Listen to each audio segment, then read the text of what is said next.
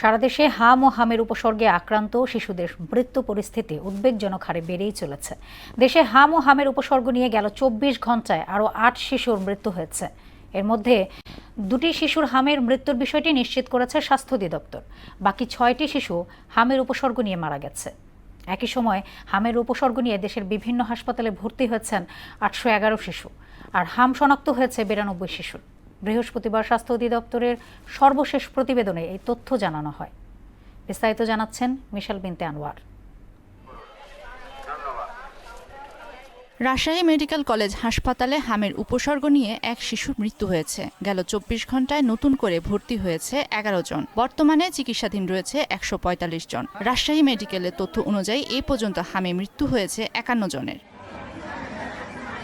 Barishal Sherebangla medical college হাসপাতালে গেল ২৪ ঘন্টায় চিকিৎসাধীন অবস্থায় এক শিশুর মৃত্যু হয়েছে। এই নিয়ে বরিশাল বিভাগে মৃত্যুর সংখ্যা দাঁড়ালো ১৮ জনে।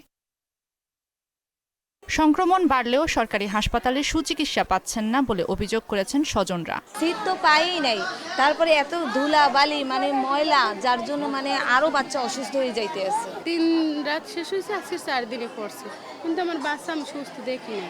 এখানে এসে চিকিৎসা ওরকম ভাবে চিকিৎসা ঠিক করে পাওয়া যায় না, আরো অনেক গ্যাদারিং।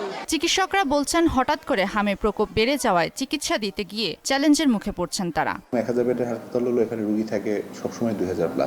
তো এত জনবসতি পূর্ণ বা এত ঘনবসতির একটা মেডিকেল কলেজে আসলে হামের রোগীকে আইসোলেট করে রাখা এবং এর বিস্তার রোধ করাটাই একটা বড় চ্যালেঞ্জ। কুমিল্লা মেডিকেল কলেজ হাসপাতালে হাম রোগে আক্রান্ত হয়ে ৯ মাস বয়সী এক শিশুর মৃত্যু হয়েছে। বিষয়টি নিশ্চিত করেছেন কুমিল্লা মেডিকেল কলেজ হাসপাতালের পরিচালক ডাক্তার মাসুদ পারভেজ। চাঁপাইনবাবগঞ্জে নতুন করে হামের উপসর্গ নিয়ে আরও ১৯ জন হাসপাতালে ভর্তি হয়েছেন। এই নিয়ে ভর্তি রোগীর সংখ্যা দাঁড়িয়েছে ৭২১ জনে। ২৫০ শয্যা বিশিষ্ট চাঁপাইনবাবগঞ্জ জেলা হাসপাতালে সব মিলিয়ে ৭৫ জন রোগী চিকিৎসাধীন রয়েছেন।